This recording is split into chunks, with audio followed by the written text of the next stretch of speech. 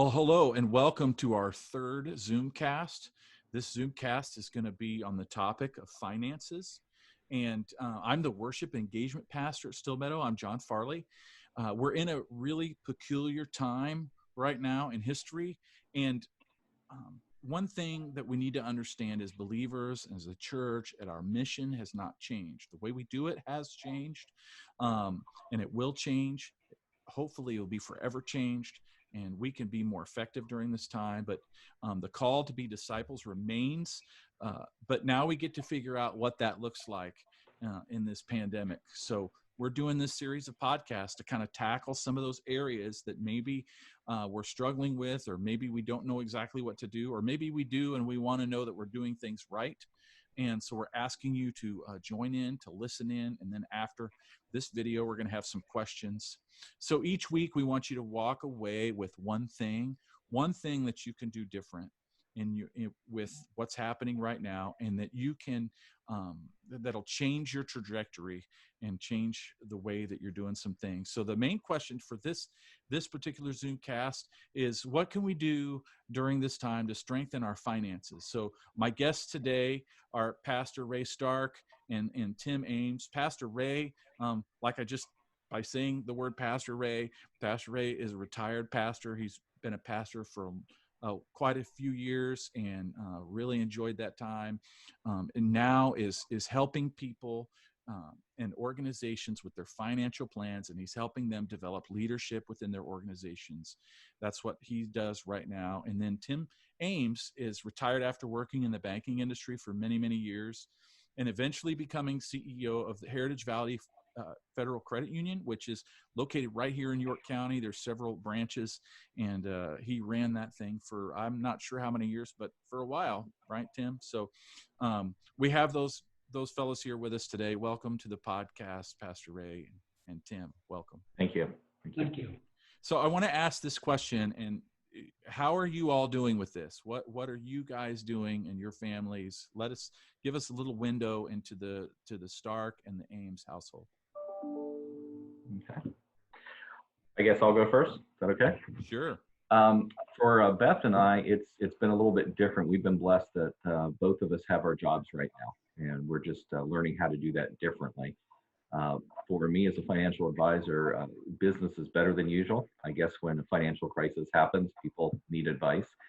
And I just had to learn how to function differently by, instead of being with clients personally, just doing what we're doing here today, working through Zoom.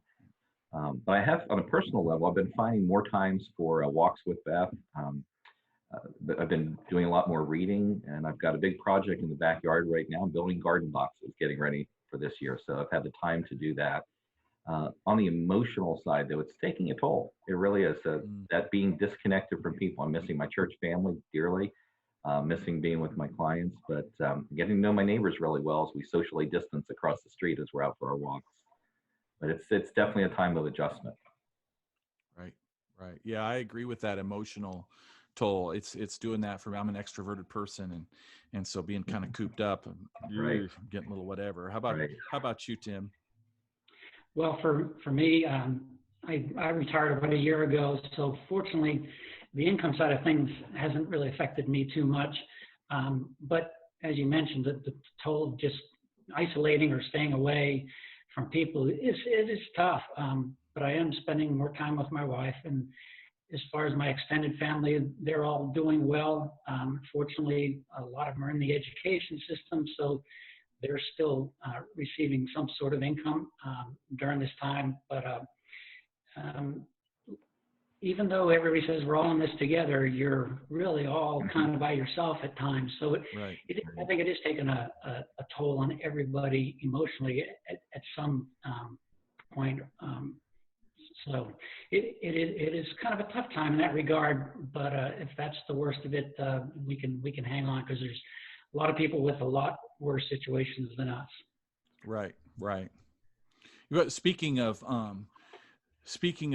some of the practical things that people can do right now, Tim, talk to us a little bit about how people should be thinking regarding their finances right now. What are some practical things they can be doing right now? Well, when it comes to people's finances, there's I guess I'll put them into 4 different categories at this point in time. Believe it or not, there's people that are actually receiving more income today because of the money the government is giving, or because of the added unemployment benefits that are being given out than what they were making before. So there's some people that actually are financially doing a little bit better. Obviously there's people that are still working, so their income is pretty much moving forward, and the financial aspect isn't bothering them too much, but we always get a little uneasy with the unknown. There's people that have had their hours cut back and not getting in the income that they had before. And there's also those that obviously have been laid off and are out of work for this period of time. And when I look at the practical side, I would tend to head towards talking to the person that's been laid off first, that has not been getting their income. And there's actually a couple of groups there. There's the groups that normally get unemployment coverage. And so their first intuition is to go file for unemployment, which they should do. But there's another category of people that normally wouldn't qualify for unemployment that do qualify today through the government's program. And that basically, refers to people that they're independent contractors, they're small business owners, they just started getting into the workforce and they haven't really built up enough time to get the typical unemployment benefits. Those are the people that my heart goes out to the most, but I also want to make sure that they realize that under this new government program that came out, they should go file for unemployment compensation. Because even if they don't qualify for the state program, the federal program is there now, and that basically covers, it'll pay you $600 a week to help you through this time. So, the biggest thing I would want to get across people practically is, if you don't think you qualify for any kind of unemployment compensation, get out there and get yourself into the system and see what happens. Because even an independent person that has their own small business, a lot of this can be retroed back to when you started losing your income, and it will carry forward for a period of time. So the biggest flag I would want to raise to people is, get out there and file for that unemployment to help you through the difficulties that you're seeing today. Right. On the other aspect of things, for people that are doing okay, they've got income coming in, it's not bad. This is a good time to sit and look at your financial condition and your position. First thing you want to focus on is, immediate needs. And obviously, we need to have food, clothing, a roof over our head type of deal. Make sure that you're, taking some of these funds that you're receiving from the government and setting them aside to help you in case, you need that for those things. Also, look to, some of the companies that you pay bills to, like your utility companies, and your financial institutions where you may have a loan. If it's going to be difficult to make a payment, contact them. With this being so widespread, all of these companies are reaching out and saying, if you are having difficulties, let us know. We can work something out. Right. Obviously, they want to make it so that you can, maintain a relationship with them, and that obviously they get their money at some point in time. But if you don't reach out to them, then that kind of makes things worse. They don't know what you're doing, what your situation is. Right. So do that. And then for those that are, making a little bit more or receiving a little bit more than they would have had this pandemic not hit, you've been blessed with some extra funds. Right. Look to see, what you should be doing with those funds, or maybe even what you can do. Maybe there's a way for you to take those funds and bless others with the gift that's been given to you. So there's a wide range of things there that we could talk about endlessly. Right. Ray, weigh in on some of this a little bit. Maybe we get the practical, maybe the biblical side of what's happening and what we can do financially. Sure, I agree with everything that Tim just said. We need to be very practical in how we respond to this. I also look at it and say, what were the principles side of this? How do the principles come into play? And from that perspective, I would say that right now, this time that we're going through is really no different than any other time in history, as far as the principles that we can rely on from God's word. And I just keep going back to that passage in Matthew 6:33, where Jesus says, "But seek first God's kingdom and his righteousness, and all these things will be given to you as well." Matthew recorded those words, and he was talking about all the things that had just been listed about God's going to take care of the birds of the air and the fields, lilies of the field, and all of that. But we miss that verse right after that many times, where it says, "Therefore, do not worry about tomorrow, for tomorrow has enough problems of itself. Tomorrow will worry about itself. Each day has enough trouble of its own." And that, in of itself, sounds like a lot like today. Don't worry about tomorrow because it's going to have enough trouble. We're going through a difficult time, but what are some principles that we can rely on? I think God promises to meet our needs in his word. Doesn't promise to give us everything we want, but he promises to meet our needs like food, shelter, clothing. Even our jobs and our income are in his hands. And even little things like meeting our needs with toilet paper. Can we find the toilet paper? God will provide that. But when we seek God first, I like to think that we're under what I call the umbrella of God's provision and protection. If you think about an umbrella when it's opened, it in the middle of a storm, it provides for us a safe place under the umbrella, protected from the storm around us, and it also provides a warm and a dry spot for us. It's a provision. I think when we look at Scripture, God's a lot like that umbrella.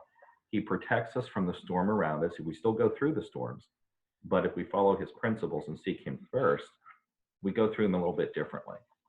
And if I follow the principles found in God's word, the Bible, then I know that I'll be under his protection and provision.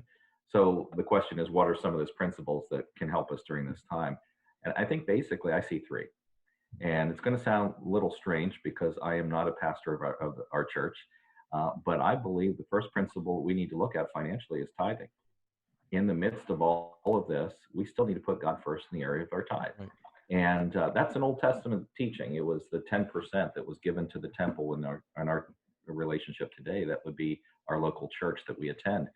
That's the Old Testament principle, but something happened when Jesus came on the scene. He didn't say, forget about the Old Testament principle. He said, let me show you what God really means by that. 10% isn't the end point, it's the starting point. And in the New Testament, we find that God teaches us about this principle of living generously. And for me, that's giving beyond the tithe by helping those in need around me. That may be giving more than 10% to the church if there's a need. It may be, as we have done, it may be when somebody puts on the Nextdoor app that I can't find toilet paper, we post back, I've got a couple rolls to spare, come on by the house. Or we had some bandanas around before you could buy all the masks online. We had some bandanas around that we made, literally made some face masks for people and said that stop by our house. They'll be in a package on the front door, on the front porch. Go ahead and pick up as many as you need. And so we did that. It was just a way of living generously above and beyond. And that's an opportunity in this time for us to be the hands and feet of Christ extended to the world around us. Then I think the third thing that we need to keep in mind that really relates to our finances is we just need to trust God. This did not take him by surprise. He knew this was coming, and he is here to take care of us in the midst of it. It's that phrase that I love. I've got my wife has a coffee mug that says, God's got this, or I've got this, and it's signed God at the bottom. We can rest assured that no matter what we're going through, God's there taking care of us in the middle of it. Sometimes it doesn't seem like it, but he is. And sometimes he does that by government stimulus checks just at the right time. Mm-hmm. Sometimes it's a neighbor or whatever. I think understanding that financially our decisions are made, if they're based upon biblical principles, that sustains us no matter what is happening around us. But on the practical side, yes, we do need to take all those measures that Tim was mentioning as well. So I see it biblically, the practical side being formed out of Scripture. And I think those three things, and just really, I think for me, remembering that when I'm putting God first with my finances, I can trust him to help me through difficult times, and I can trust in his protection and his provision. Right. It's putting him first in every area of our life. Correct. It's really, yeah, absolutely. You know, you both mentioned stimulus check. Where should this money go? Should we put it on a down payment on a Hawaiian vacation, or should we, that new car we've been looking at? Are those areas that the stimulus check should go? I know that may sound, but sometimes people think that way. What are some practical, helpful things that people can do with the stimulus check over the next couple months? Well, I mean, what I would look at is, if your situation obviously is not in dire need, whereas you do have food coming in, you're safe, you've got a roof over your head type of thing, look for places that you can use that money as a blessing. Look to your neighbor. Maybe your neighbor's out of work. Maybe there's food you can just put on their doorstep, or a meal you can make for them. There's lots of opportunities. I know as far as the stimulus check goes, this really doesn't apply, but my wife, made some cookies and took them to the neighbors just to let them know we're praying for you, we're thinking of you, and just if you need anything, let us know. But as Pastor Ray mentioned, there's a lot of places that aren't going to be receiving the income they normally have. As we all know, there's a real big trickle effect here that if you don't get money, then your money doesn't go to so and so and down the line. So, use this as a chance to step out in faith and say to God, because you've blessed me with this, I'm going to use this in a way that you direct me to use those funds. So that's, the way I would do that, because, I know we all have been in situations financially that weren't pleasant. Right. And we've all had to go through those times where, you just kind of hold your breath and say, all right, Lord, you promised me, but I don't see it right now. But, I can sit here and say, the Lord always came through. I honestly didn't know if he would, but he always did. And so, the Bible and what it says is true. It's a matter of stepping out in faith and doing with your resources as God is leading you to do that. So. Right. I love that. The stepping out, what God wants you to do. I've been in those moments when people say the 11th hour, God comes through, right? I've been there at 12:02 and God has come through, right? Where I thought it was past the time God had an opportunity to operate, like, okay, God. So, and then all of a sudden, he shows me that what I think is midnight, what I think is the point where it's too late. He says, no, don't forget, I'm God. So I love that. Thank you, Tim. And talk to us a little bit, Ray, about maybe some other things that people could do with this. Okay. I think I totally agree. I think what Tim said is very important. If you've been blessed, one of those that's been blessed like we have, that you're both working throughout all of this, then use that stimulus package for what it is. Put it out there. Get it in the economy. Use it as a blessing for others. I put down 4 things that I was thinking of that come to mind with this, based upon working with clients all the time and helping them in their getting their finances in order so that they can accomplish their goals. I think, again, I've got to start with the tithe. That first, for people that have trouble with math, you get a $1,200 stimulus check, that's $120. When we get ours, which will probably be late fall because we're not online right now, so we're just going to have to wait for the check. But the first $120 of each of those checks is going to go right to the church for God to use in ministry. So tithe, and I think these 4 things kind of come in a sequential order. Tithe, obviously, first. That's putting God first. The second thing I would do is, what I've noticed in working with clients, very few people have an emergency fund. And we usually I recommend to my clients 3 to 6 months of an emergency fund should be built up. If they had that, they're okay right now. Even if they're out of work and they have enough money saved that they can live off of for 3 to 6 months, preferably 6 months, they're okay. They're not sweating it. They're just waiting for this to end. They're okay.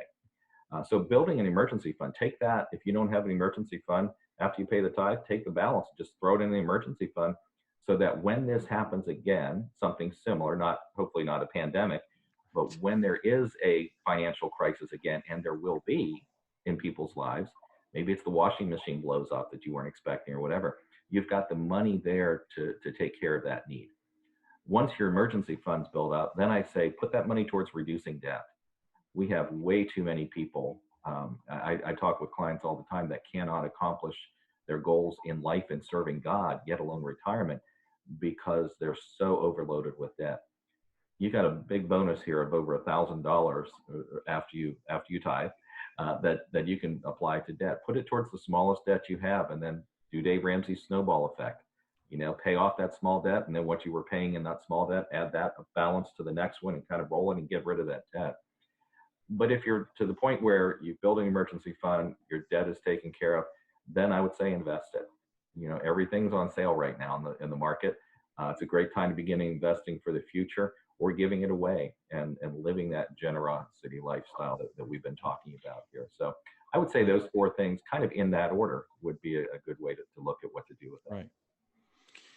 So one of the things that we wanted these Zoomcasts to do is give somebody one thing that they could walk away from this, this time together, and it would change. I think of sometimes we're in a car, and when we're driving the car and we feel like it's going a little bit towards the center or a little bit off of the road, we don't jerk the wheel unless we're like already off the road, and then we have other problems. But we make these little course corrections that are like 2%, 1 to 2% course directions as we drive the car.